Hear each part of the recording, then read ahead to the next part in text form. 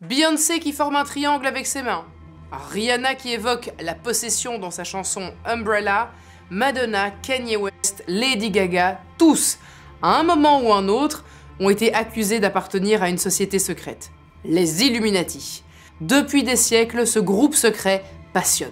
On parle de rituels, de pactes secrets, de sacrifices et d'une poignée d'individus capables d'orchestrer des guerres, des crises économiques, des pandémies et même de contrôler notre façon de penser. Alors délire collectif ou vérité trop dérangeante pour être acceptée?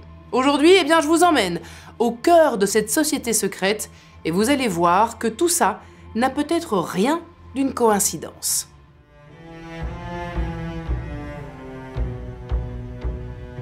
Nous sommes en 1776 au cœur de l'Europe, en Bavière, et à l'époque, eh bien, c'est un État catholique puissant, intégré au Saint-Empire romain germanique. Et c'est aussi le siècle de Lumière, un courant philosophique qui valorise la raison, la science et la liberté de penser face aux croyances religieuses et au pouvoir absolu de l'Église.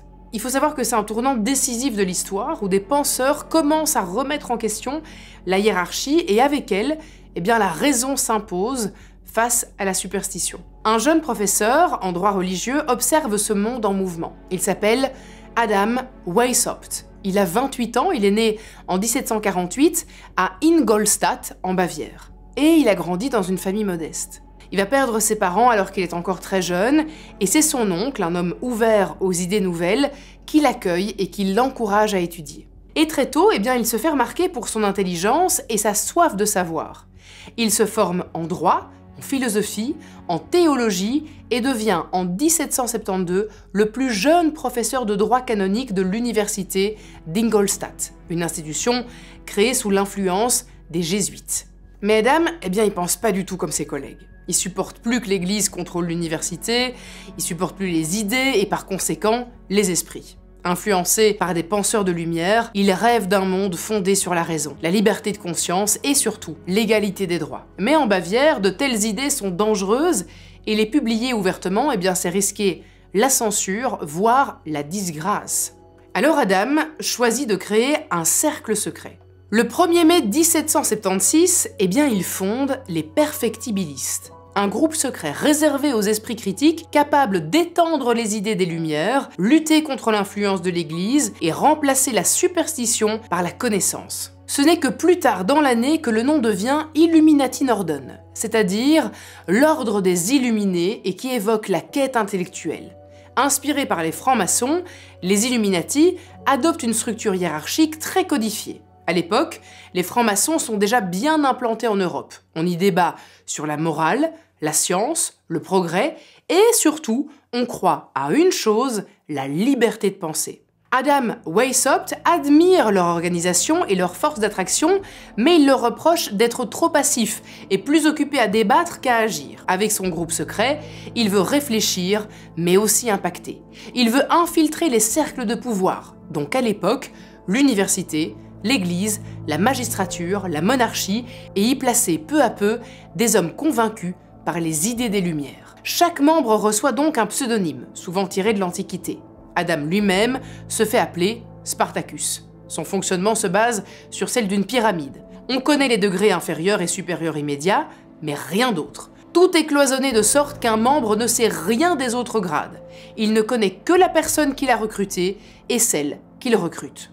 Très vite, l'ordre s'étend bien au-delà de la Bavière. Adam et ses premiers initiés infiltrent discrètement des loges maçonniques existantes et y recrutent des membres sensibles à leurs idées. Grâce à ça, eh bien, ils vont utiliser des réseaux déjà en place pour diffuser un projet beaucoup plus radical.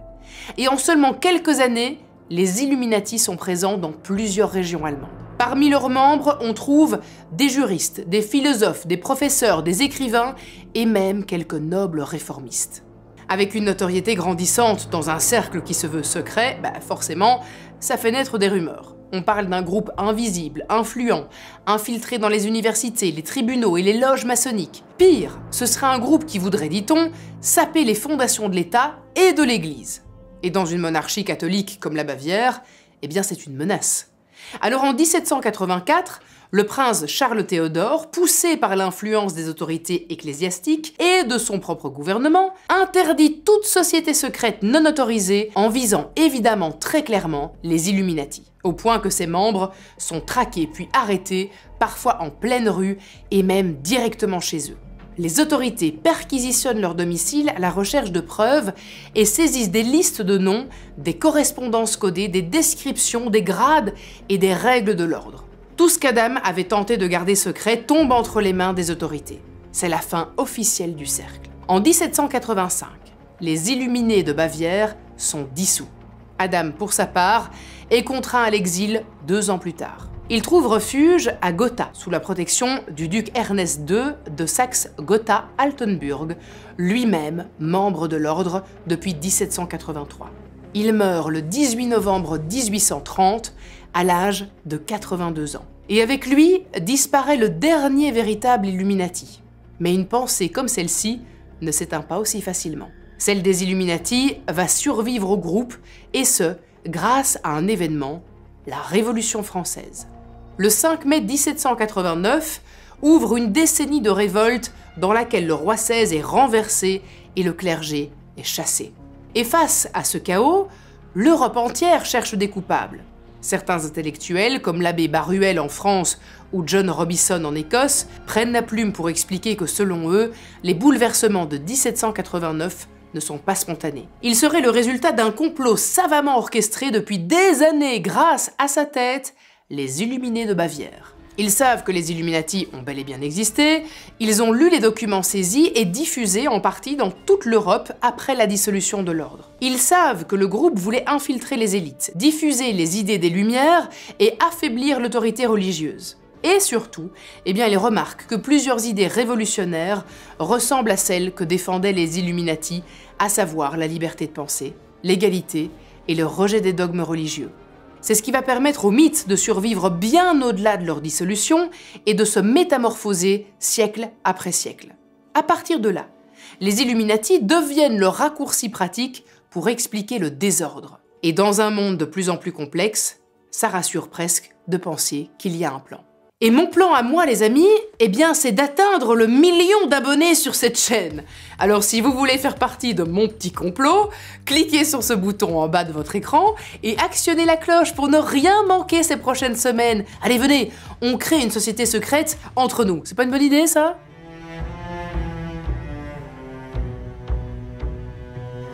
Après la Seconde Guerre mondiale, le monde entre dans une nouvelle ère. La guerre telle qu'on la connaît laisse place à un affrontement idéologique et avec elle, une nouvelle forme de peur qui touche les populations. Forcément, dans ce climat paranoïaque, une vieille légende refait surface, celle des Illuminati. On commence à chuchoter qu'ils sont partout autour de nous.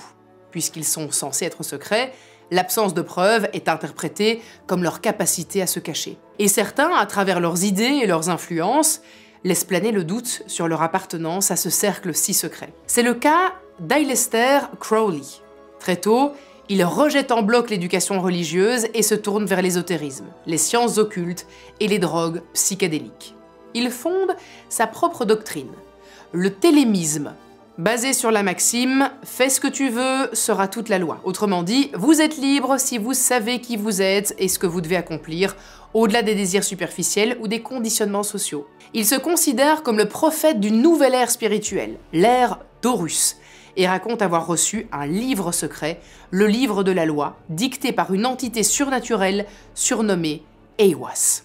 Il n'a jamais confirmé faire partie des Illuminati, mais il a été membre des sociétés secrètes ésotériques existantes, comme la Golden Dawn, l'Argentum Astrum, connu pour utiliser des rituels initiatiques proches de ceux des francs-maçons, ou encore l'Ordo Templi Orientis, un groupe qui s'inspire des rites templiers. Dans la plupart de ses interventions et de ses écrits, il multiplie les références aux symboles occultes, aux hiérarchies secrètes, à Lucifer et à des figures souvent associées à l'idée d'un savoir caché réservé à une élite. Son image de grand maître des ténèbres, de pseudonymes comme la Bête 666 et sa posture publique d'anti-système en ont fait une icône parfaite à relier aux Illuminati. Pour ceux qui y croient, c'est largement suffisant pour le considérer comme l'un des leurs. Et Aleister Crowley n'est pas le seul. Dans ces mêmes milieux ésotériques, on associe aussi Helena Blavatsky, fondatrice de la société théosophique, ou encore les cercles rosicruciens, à une élite spirituelle cachée. Tous prônent l'existence d'un savoir occulte réservé à quelques initiés, évoquent des maîtres invisibles, des rites secrets, des révélations interdites, et finalement autant d'éléments qui, mis bout à bout, alimentent la légende d'un ordre invisible et tout-puissant. En pleine guerre froide, cette interprétation prend une nouvelle ampleur. Le monde est divisé, les tensions sont permanentes et l'ennemi semble partout, mais jamais clairement identifié. C'est dans ce climat que l'expression « nouvel ordre mondial » commence à circuler. Enfin, Ivy, mais qu'est-ce que tu fais? Une séance de Ouija? Attends, laisse-moi voir.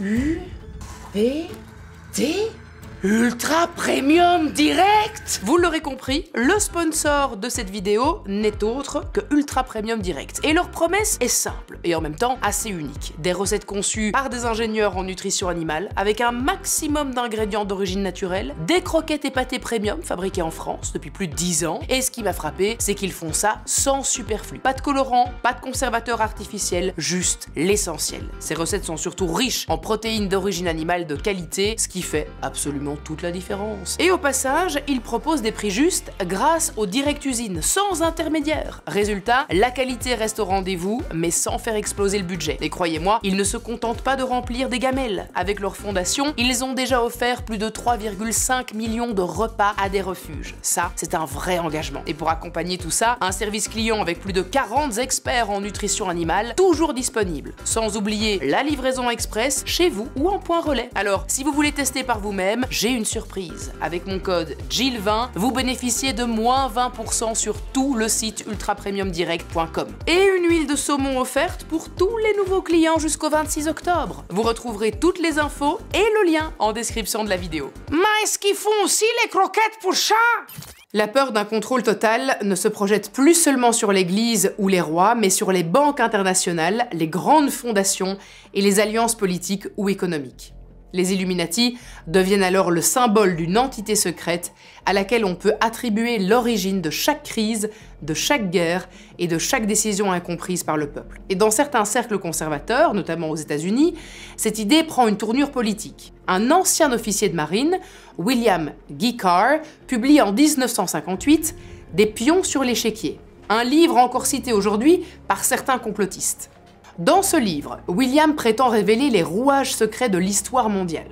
Selon lui, les Illuminati dirigent un réseau international composé de francs-maçons, de banquiers juifs et de révolutionnaires athées qui manipulent les guerres, éveillent les révolutions et cherchent à établir un nouvel ordre mondial sans Dieu, ni patrie, ni morale. Il évoque même que 3 guerres mondiales ont été planifiées pour permettre l'émergence de ce pouvoir mondial.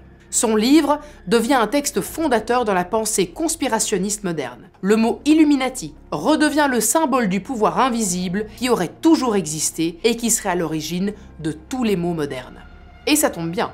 Dans les années qui suivent, ce discours trouve une nouvelle audience. C'est l'époque de la contre-culture, des mouvements hippies, du rejet des autorités, des drogues hallucinogènes et de la quête d'alternatives spirituelles. Tout ce qui touche au mystère, à l'occulte ou à l'interdit fascine. Et puis arrive 1968. Partout dans le monde, la jeunesse se soulève, remet en cause les anciens modèles, réclame plus de liberté, plus de justice et finalement plus de sens. C'est un moment de rupture où tout ce qui représente l'autorité est remis en question. Forcément, le mythe des Illuminati se régénère. Il colle parfaitement à cette époque de remise en question générale. Un pouvoir secret qui contrôle en silence, ça devient l'image idéale de l'ennemi invisible contre lequel on se rebelle. Même sans preuve, l'idée séduit parce qu'elle canalise les colères et les doutes. Et ça ne concerne plus seulement les politiciens ou les banquiers. Désormais, on parle d'extraterrestres, voire d'entités. On se repenche sur les révélations de programmes secrets comme le MK Ultra ou le projet Blue Book. Roswell revient même dans l'actualité conspirationniste. Certains font le lien entre ces événements et un réseau d'extraterrestres ou d'un pouvoir occulte dont les Illuminati contrôleraient l'accès aux informations. Ils cacheraient la vérité au peuple, utiliseraient des technologies venues d'ailleurs et prépareraient l'avènement d'un nouvel ordre mondial sous influence non humaine. L'idée, c'est qu'au-dessus des gouvernements, au-dessus même des élites visibles, il existerait un niveau supérieur, inaccessible, qui orchestre le chaos. C'est là qu'intervient un homme qui va littéralement réinventer les Illuminati pour le monde moderne. Robert Anton Wilson. Journaliste, écrivain et adepte de la pensée discordienne, donc une pensée qui s'oppose aux religions et qui veut ordonner le monde, il publie en 1975 avec Robert Shea un livre devenu culte, Illuminatus. Cette trilogie d'ouvrages est un cocktail de science-fiction, de blagues gorgées de double sens et de références ésotériques. Et dans ces romans, les Illuminati, eh bien ils sont partout. Ils manipulent les gouvernements, les banques, les mouvements révolutionnaires, les sectes, les artistes jusqu'aux lecteurs eux-mêmes. Mais ce n'est jamais vraiment clair. Tout est volontairement flou et parfois contradictoire. Et c'est ça, le génie du livre. Il pousse le lecteur à douter de tout et même de ce qu'il croit avoir compris. Robert expliquera même plus tard que le but était surtout de brouiller les pistes. Il voulait rendre les lecteurs incapables de savoir si ce qu'ils lisaient était vrai ou faux pour les forcer à penser par eux-mêmes. Le problème, eh bien, c'est que certains lecteurs le prennent au sérieux. Très au sérieux. Avec son livre, eh bien, il réactive les théories du complot qui sont désormais fondues dans l'ésotérisme, la spiritualité New Age et la peur du contrôle de masse. Évidemment, et sans surprise, l'ingrédient principal de cette nouvelle recette n'est autre que les Illuminati. Le tout sans Internet. Alors avec l'arrivée de la toile au début des années 2000, les théories du complot trouvent un nouveau foyer, les forums. Des plateformes comme 4chan deviennent les points de rencontre d'anonymes convaincus qu'un pouvoir invisible contrôle le monde, et mettre ces outils entre les mains de milliers, voire de millions de personnes au même endroit, eh bien forcément, ça permet de recouper les infos, d'analyser des clips, de traquer des symboles, d'interpréter des logos, bref, de chercher des messages cachés partout. Et tout devient suspect. Les billets de banque, les symboles dans les pubs, les logos d'entreprise ou encore les mouvements de main des artistes, des analyses qui démontrent que tel clip musical cache des symboles occultes et des compilations de stars faisant le triangle avec leurs mains. Et plus c'est flou, eh ben forcément, plus c'est crédible. La force de ces contenus, c'est qu'ils ne prouvent rien, ils suggèrent, ils sèment le doute. Et petit à petit, le mythe des Illuminati se dissout dans la pop culture numérique. Il serait désormais composé de familles ultra riches, de banquiers, de chefs d'État et même de célébrités. Et tous auraient le même objectif, bâtir un nouvel ordre mondial, sans frontières, sans nation, sans religion et entièrement contrôlé par un petit groupe. Pour ce faire, les banques seraient contrôlées par l'élite, les médias sont des outils de propagande, les artistes sont recrutés, et les émeutes, les crises, les pandémies, tout serait prévu pour créer de la peur et forcer les populations à accepter l'inacceptable. Dans cette vision-là, on crée le désordre pour pouvoir ensuite imposer un nouvel ordre. Et c'est ce qu'ils appellent parfois l'ordo ab chaos, autrement dit, l'ordre à partir du chaos. L'exemple le plus célèbre n'est autre que les attentats du 11 septembre. Selon les théoriciens du complot, ces attaques auraient été organisées pour renforcer la surveillance de masse, lancer des guerres stratégiques et habituer les citoyens à vivre dans un climat de peur permanent. Mais il y a aussi la crise financière de 2008, qui serait un effondrement provoqué pour racheter à bas prix des actifs, ruiner les classes moyennes et accroître la dépendance aux institutions financières. Et bien sûr, la pandémie de Covid-19, qui serait un laboratoire grandeur nature pour tester l'obéissance collective. Et si vous cherchez des preuves, eh bien vous en trouverez.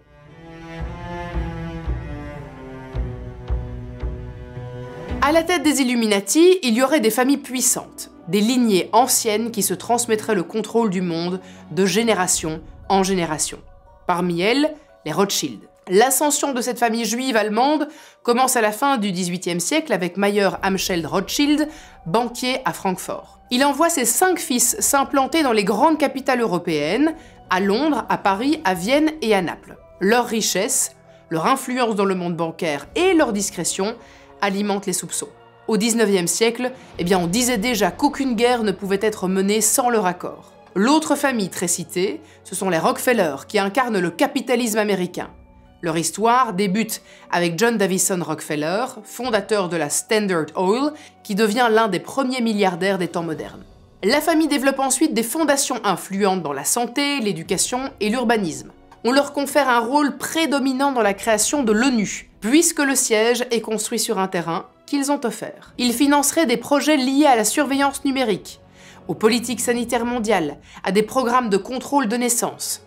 L'ONU, l'OMS, le FMI et l'OTAN ne seraient donc pas vraiment des institutions indépendantes. L'ONU, par exemple, créée en 1945 pour maintenir la paix, incarnerait aujourd'hui un embryon de gouvernement mondial qui imposerait ses décisions sur le climat et de manière générale sur les droits humains sans consulter les principaux intéressés, c'est-à-dire les populations. L'OMS, censée protéger la santé, est accusée de proximité avec les grandes firmes pharmaceutiques pour promouvoir des politiques sanitaires motivées par des intérêts privés. Pendant la pandémie de Covid-19, elle a d'ailleurs été accusée de servir des intérêts plus politiques que sanitaires. Le FMI, censé aider les pays en crise, est critiqué pour ses conditions de prêt, souvent accompagnées de coupes dans les dépenses publiques, de hausses des taxes ou de gel des salaires dans des pays déjà endettés. L'OTAN est vu comme un outil d'intervention déguisée, opérant parfois en dehors de tout cadre légal, comme en Libye, en Irak ou en Afghanistan. Ces institutions feraient partie des rouages de ce système secret. Le paradoxe, c'est que plus ce pouvoir semble invisible, plus certains sont convaincus qu'ils contrôlent tout. Il y a ceux qui pensent que les Illuminati contrôlent les banques, les gouvernements, les médias, et puis il y a ceux qui pensent qu'ils contrôlent bien plus que ça. Dans les rumeurs les plus obscures, les Illuminati chercheraient à dialoguer avec autre chose. Souvenez-vous, au XVIIIe siècle, les Illuminati étaient associés à des pratiques secrètes et ésotériques. On parle d'invocations démoniaques, de pactes de sang, de rituels qui auraient pour objectif de communiquer avec des entités invisibles, de manipuler des forces spirituelles, ou même de nourrir une forme de pouvoir maléfique. Et parmi les pratiques les plus courantes, il y a les messes noires. Elles font partie des éléments les plus évoqués dans les légendes ésotériques liées aux Illuminati. Il s'agirait de cérémonies organisées en secret, dans des lieux volontairement isolés, souvent des villas cachées, ou même dans des bâtiments abandonnés ou d'anciennes églises. Leur objectif ? Entrer en contact avec des forces invisibles pour obtenir des privilèges. On y entre sur invitation uniquement. Et ceux qui sont conviés seraient des initiés, donc des personnalités intégrées à des cercles fermés qui ont déjà franchi plusieurs étapes de sélection pour arriver à ce niveau. Certains sont issus du monde du spectacle, d'autres de la finance, de la politique ou de la technologie. Ils auraient été choisis pour leur influence, leur loyauté ou leur volonté à tout prix d'obtenir quelque chose. De l'influence, une carrière qui décolle, du pouvoir ou de l'argent. En échange, ils s'engagent à servir l'entité invoquée. L'emplacement exact de ces rassemblements ne figure sur aucune carte. La tenue des participants serait codifiée. On y viendrait avec des robes sombres, les visages parfois masqués, et tout serait organisé selon un protocole bien précis, en compagnie d'un officiant principal chargé de guider le rituel du début à la fin pour garantir l'effet recherché. La cérémonie commencerait par une phrase de silence, destinée à marquer la rupture avec le monde extérieur. Les participants entreraient ensuite un à un, souvent dans un ordre prédéfini, le tout, évidemment, sans se parler. Une fois la salle fermée, les bougies seraient allumées dans un certain ordre, en cercle ou en étoile, autour de symboles tracés au sol. Des chants seraient ensuite récités à voix basse dans une langue ancienne. Dans les versions les plus sombres, la cérémonie s'achèverait par un sacrifice censé libérer une énergie. Parfois animale, mais le plus souvent humain. Parce que pour obtenir ce qu'ils veulent, les participants doivent donner. Les puissances invoquées pendant ces messes noires n'exigeraient ni de l'or ni des prières. Ils demanderaient de la peur, de la douleur et surtout de la soumission. Et les meilleurs candidats pour répondre à ces exigences ne seraient autres que des enfants. C'est sans doute la partie la plus sordide et pourtant la plus répandue.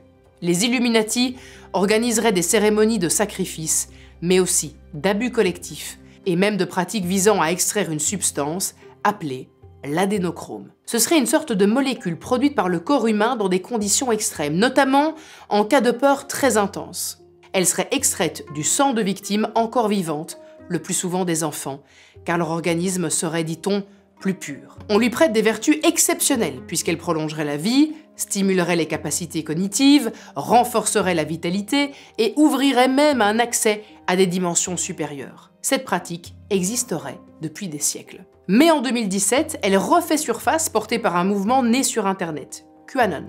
Au départ, QAnon prend forme à travers une série de messages cryptés publiés en 2017 sur des forums anonymes comme 4chan puis 8chan. L'auteur se présente comme étant un haut fonctionnaire disposant d'un niveau d'accès confidentiel à des informations ultra sensibles. Il dit vouloir dénoncer et révéler l'existence d'un complot mondial mené par une élite impliquant des enfants et directement liée aux Illuminati et à Satan. Et au cœur de ce réseau, l'exploitation de mineurs pour produire de l'adénochrome. Selon lui, ce réseau sataniste mondial serait dirigé par les élites politiques, artistiques et médiatiques et serait sur le point d'être démantelé par un homme providentiel, Donald Trump. Peu à peu, la théorie gagne du terrain. Elle se propage en ligne et finit par créer un véritable mouvement. On accuse Hillary Clinton, Barack Obama, Tom Hanks ou encore Ellen DeGeneres de faire partie du réseau. Jeffrey Epstein, financier américain, aurait lui-même organisé pendant les années un réseau d'exploitation de mineurs avec plusieurs personnalités puissantes. Son arrestation puis sa mort suspecte en prison n'ont fait qu'alimenter les soupçons. Des centaines de vidéos, de threads et de mimes envahissent les réseaux sociaux et les internautes se mettent à traquer les symboles et à interpréter les moindres signes. Parmi eux, la pyramide et l'œil. La pyramide qu'on retrouve sur le billet d'$1 américain représenterait la hiérarchie du pouvoir avec à sa base le peuple et à son sommet détaché l'élite. L'œil, en référence à l'œil de la Providence, est à l'origine un symbole religieux chrétien censé représenter le regard bienveillant de Dieu posé sur le monde. Mais dans les lectures conspirationnistes, il serait l'incarnation de la surveillance totale et du contrôle absolu. Mais il y a aussi les cornes du diable, et plus précisément celles de Baphomet. Il serait mi-homme, mi-bouc, avec des cornes, des ailes et incarnerait une force occulte liée à la dualité, à l'initiation et à la transgression. Et puis, il y a le nombre 13, longtemps associé au malheur, aux superstitions et évidemment aux Illuminati. Sur le billet d'$1, encore une fois, il revient à plusieurs reprises. Les 13 marches de la pyramide, les 13 étoiles au-dessus de l'aigle, les 13 feuilles, les 13 flèches et les 13 lettres de la devise, et Bluribus Unum, qui se traduit par « de la diversité, l'unité », en référence aux 13 colonies d'origine qui ont formé la toute première nation. Le 13 représenterait aussi les 13 familles à l'origine du pouvoir occulte, ou les 13 niveaux d'initiation nécessaires pour accéder au cercle fermé de l'élite. Qu'il s'agisse de pyramides, d'œils de nombre 13 ou 666, tous se retrouveraient sous forme de messages subliminaux dans les médias, la musique et même les dessins animés. L'idée est simple. Des mots, des formes ou des sons seraient volontairement insérés dans des publicités, dans des clips musicaux ou dans les dessins animés, mais de manière si furtive qu'ils passeraient sous le seuil de conscience. Grâce à cette technique, ils influenceraient l'inconscient du spectateur sans qu'il s'en aperçoive pour l'inciter à consommer, le désensibiliser à la violence, normaliser l'intimité chez les plus jeunes ou conditionner la population à obéir sans poser de questions. Comme cette scène du Roi Lion, dans laquelle Simba s'effondre sur un promontoire. La poussière qui s'en dégage formerait alors les lettres SEX dans le ciel. Une accusation démentie par les animateurs qui ont expliqué qu'il s'agissait en fait de l'acronyme SFX, un clin d'œil à l'équipe des effets spéciaux. Il y a aussi l'affiche originale VHS de la petite sirène qui représenterait une forme évocatrice dans le château en arrière-plan. Ces signes agissent comme des preuves d'engagement réservées à ceux qui ont accepté d'entrer dans le cercle. Ceux qui ont, selon la légende, passé un pacte. Naturellement, avec cette idée, naît une autre croyance, celle d'un contrat avec le diable. Les Illuminati serviraient l'idée du mal incarné, une force qui se nourrirait de domination, de souffrance et de renoncement. Selon certains, pour rejoindre ces cercles et accéder à l'influence promise, il faudrait vendre son âme au diable lui-même, c'est-à-dire renoncer à sa liberté, à sa morale, à toute forme de conscience individuelle et accepter d'obéir sans poser de questions. En échange, les pactisans obtiendraient richesse, reconnaissance et carrière qui explosent du jour au lendemain. La demande doit être formulée en conscience. Elle peut prendre la forme d'un texte ou d'un contrat rédigé sur un parchemin ou un grimoire. Elle doit y mentionner ce que le demandeur veut obtenir et ce qu'il est prêt à donner en retour. La signature se ferait avec son sang. Un rituel est ensuite mis en place, spécifiquement conçu pour ce type de demande, afin d'ouvrir un passage et créer les conditions nécessaires pour qu'une entité se présente et décide d'accepter ou non l'échange. À partir de là, il n'y aurait plus de retour possible. Le pacte est scellé. Mais un pacte comme celui-ci n'est pas gratuit. Et plus l'ascension est fulgurante, plus la contrepartie est importante. Des dizaines de célébrités sont accusées d'avoir conclu un pacte pour accéder à la célébrité. Leur succès ne serait pas le résultat de leur talent, ni de leur travail, mais d'un simple contrat. Et le schéma serait toujours le même. D'abord, la célébrité traverse une phase de rupture. Il peut s'agir d'une dépression très médiatisée, d'un scandale, d'un dérapage en direct ou d'une perte soudaine de crédibilité. Des exemples reviennent souvent. Britney Spears, rasée et enfermée sous tutelle, qui a fini par devenir l'objet de moqueries à travers le monde entier. Will Smith, discrédité après la gifle des Oscars, ou encore Miley Cyrus, qui choque le public lors des MTV Video Music Awards où elle twerk sur Robin Thicke.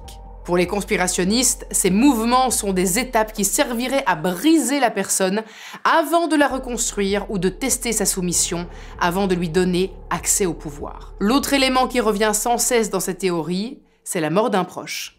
Un membre de la famille ou un ami disparaît brutalement, juste avant ou pendant l'ascension. Là encore, certains noms reviennent souvent. Jennifer Hudson a perdu sa mère, son frère et son neveu dans un triple meurtre. Kanye West a vu sa mère Donda mourir après une opération de chirurgie esthétique. Après chaque rupture ou chaque perte, toutes ces célébrités vivent une transformation artistique radicale. C'est le cas de Beyoncé qui adopte un alter ego, Sasha Fierce. Elle est plus provocante, elle est plus affirmée et fait d'elle une icône mondiale incontestable. Lady Gaga abandonne ses débuts pop pour une esthétique plus sombre, symbolique et presque sacrificielle qui fait d'elle une figure dominante de la pop mondiale. Miley Cyrus, ex-star Disney, change brusquement de registre et devient surmédiatisée. Beyoncé et Jay-Z en sont eux aussi l'exemple parfait puisque pour beaucoup, ils seraient les principaux représentants du pouvoir invisible.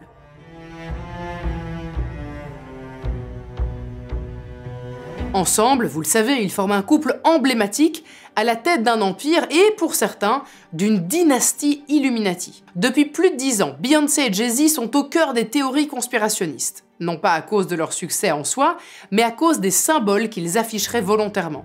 L'un des signes les plus emblématiques, c'est le triangle que Jay-Z forme avec ses mains. Un geste qu'il utilise depuis la création de son label Rockefeller, puis repris sous Roc Nation. Officiellement, ce triangle représente en fait un diamant qui serait le symbole de la réussite et de la solidité. Pour les conspirationnistes, en revanche, ce serait une référence directe à la pyramide. Et quand il est réalisé devant l'œil ou sous un projecteur, il devient évidemment encore plus suspect. Beyoncé reprend elle aussi ce geste dans plusieurs clips. D'ailleurs, son show au Super Bowl de 2013 revient régulièrement sur le devant de la scène, si je puis dire. Ce soir-là, elle arrive en cuir noir. Et tout est très visuel. Les danseurs forment des triangles, la mise en scène alterne éclairs de lumière et fond noir, et à un moment, Beyoncé s'allonge au centre d'une croix rouge tracée au sol. On peut même voir qu'elle fait le triangle avec ses mains pendant le show. Pour certains, pas de doute, c'est une sorte de rituel, ou en tout cas, un message adressé à ceux qui savent. Mais Beyoncé et Jay-Z ne sont pas les seuls à avoir fait couler de l'encre dans l'univers des fervents croyants à l'influence des Illuminati. Quand Rihanna sort Umbrella en 2007, elle devient une icône mondiale. Un succès fulgurant qui sortirait tout droit de son pacte avec le diable. Parce que contrairement aux apparences, cette chanson ne parlerait pas d'amour. À en croire la phrase « You can stand under my umbrella », qui se traduit par « tu peux te tenir sous mon parapluie », elle l'inviterait à se placer sous la protection d'une force supérieure. Dans les paroles, elle dit aussi « J'ai prêté serment, je tiendrai jusqu'au bout ». Puis elle enchaîne « Je t'ai dit que je serai là pour toujours, on brillera ensemble ». Pour les conspirationnistes, ces formulations évoquent moins une histoire romantique qu'un engagement éternel, donc un pacte et un serment d'allégeance à une force supérieure. Le clip, lui aussi, alimente les soupçons. On y voit Rihanna nue, recouverte de peinture argentée, comme pour faire d'elle une statue qui danse dans un triangle. Et justement, après ce titre emblématique, son image va changer. Elle adopte une esthétique plus sombre, elle multiplie les références ésotériques dans ses clips et affiche régulièrement un œil sur certaines photos promotionnelles ou pochettes d'albums. Autre figure fréquemment citée dans les théories d'Illuminati, Lady Gaga. Depuis ses débuts, la chanteuse intrigue autant qu'elle divise. Avec ses perruques, ses mises en scène théâtrales et ses costumes souvent déconcertants, elle s'impose comme une figure incontournable de la pop. Pourtant, tout cela n'aurait rien d'anodin. Dans ses clips comme Just Dance, Bad Romance ou Alejandro, elle multiplierait les gestes codés. Elle détourne des symboles religieux, comme lorsqu'elle apparaît en religieuse vêtue de latex ou quand elle avale un chapelet dans le clip d'Alejandro. Dans Born This Way, elle joue sur une symbolique de création, de naissance, d'un nouvel être, avec des références à la genèse et à la mutation. Dans Paparazzi, Elle est tuée puis ressuscitée avant de devenir une idole artificielle. Comme si elle dévoilait les différents stades qui suivent le pacte avec le diable, à savoir la destruction de l'identité, la mort symbolique, la reprogrammation et la renaissance. Lady Gaga a d'ailleurs souvent expliqué qu'elle distinguait Stephanie, la jeune femme qu'elle était, et Gaga, son personnage public. Elle a parlé de nombreuses fois de voix intérieure, de perte de contrôle et de trous noirs après certaines performances, comme si elle n'avait pas pleinement conscience de ce qui s'était passé sur scène. Ce serait aussi le cas de Kanye West, perçu comme un génie pour certains et un illuminé pour d'autres. Régulièrement interné, boycotté ou désavoué, Kanye affirme pourtant à demi-mot qu'il essaie de dénoncer un système invisible. Il le dit lui-même, il a vendu son âme au diable et fait partie d'un système qui veut des esclaves. Il se compare à Dieu, parle d'éveil spirituel et évoque très souvent des forces démoniaques dans l'industrie. Et à chaque fois qu'il devient trop imprévisible, il est brutalement ramené à l'ordre à coups d'internement, de censure et évidemment de perte de contrat. Et comment aborder ce sujet sans parler de Madonna? C'est certainement la pionnière de l'occultisme pop. Dès les années 80, elle mêle symboles religieux détournés, imagerie biblique et esthétique païenne. Sa performance au Super Bowl 2012, où elle entre comme une déesse sur un trône doré, en serait le parfait exemple. Elle reprend les codes d'une cérémonie sacrée, mais en les détournant, puisqu'elle y incarne une figure divine au centre d'un spectacle perçu comme une parodie du sacré. À l'Eurovision 2019, elle va plus loin encore puisqu'elle propose le décor d'une église gothique avec ce qui ressemble à une croix inversée sur son costume, des masques à gaz pour les danseurs et une phrase qui jette le feu aux poudres. Tout le monde n'ira pas dans le futur. Pourtant, certaines célébrités ont tenté de fuir ou de tout révéler et elles l'ont payé cher. C'est le cas de Tupac. Le rappeur est assassiné à seulement 25 ans, au sommet de sa carrière. Derrière l'icône du gangsta rap, beaucoup y voient un artiste de plus en plus engagé et radical qui n'hésitait pas à dénoncer la corruption de l'industrie musicale et les dérives du système. Officiellement, on sait qu'il a été tué lors d'une fusillade liée à des rivalités de gangs. En réalité, il aurait été éliminé parce qu'il dénonçait un système que peu oser affronter. Une disparition maquillée comme celle d'Avicii. Le DJ suédois et l'un des artistes les plus populaires de sa génération est retrouvé mort à 28 ans, officiellement par lui-même. Une nouvelle brutale qui arrive étrangement peu après qu'il ait décidé de se retirer de l'industrie musicale en expliquant ne plus supporter la pression constante et le rythme infernal des tournées. Mais surtout, quelques mois après avoir annoncé participer à un documentaire sur le trafic d'enfants. Avicii aurait été évincé parce qu'il aurait probablement vu ou su ce qu'il ne fallait pas. Mais ce fantasme Illuminati ne reste pas cantonné aux forums et aux vidéos YouTube. Il déborde parfois violemment dans la vraie vie. De nombreuses célébrités accusées d'être liées à cette élite cachée ont été massivement harcelées en ligne. Chrissy Teigen, Ellen DeGeneres, Tom Hanks, Doja Cat ou Cardi B en ont tous fait les frais. Visés par des campagnes virales où certains annonçaient même leur chute prochaine. Selon leurs détracteurs, ces stars ne mériteraient pas le respect des êtres humains puisqu'ils n'en sont pas. Elles seraient des entités corrompues qu'il faut exposer et punir. Et pour le prouver, il suffirait de regarder certaines séquences devenues virales. Katy Perry par exemple, dont l'œil se bloque soudainement en plein concert, comme si elle buguait. Cardi B, figée plusieurs secondes lors d'une interview, les yeux dans le vide, pas de doute, il s'agirait d'un état de transe, voire d'une possession, et donc la preuve que ces stars sont contrôlées, surveillées ou tout simplement déshumanisées. Bon, est-ce vraiment un complot soigneusement dissimulé ou une fabulation collective qui nous échappe? La vérité, eh bien c'est qu'on ne le saura peut-être jamais. L'existence des Illuminati ne s'appuie pas sur des preuves, mais sur leur absence, et c'est bien le cœur du paradoxe. Moins on peut démontrer leur existence, plus il y a matière à y croire. Une chose est sûre, en revanche, le mythe, lui, est bien vivant et il n'a pas fini de faire parler de lui. D'ailleurs, si vous aimez les vidéos touchant aux théories du complot, je vous invite à regarder ma vidéo sur le Titanic. Vous découvrirez qu'il y a peut-être bien plus à discuter que ce qu'on vous a dit. Si vous voulez tester Ultra Premium Direct avec mon code JILL20, vous bénéficiez de moins 20% sur tout le site et une huile de saumon offerte pour tous les nouveaux clients jusqu'au 26 octobre. Vous retrouverez toutes les infos et le lien en description de la vidéo.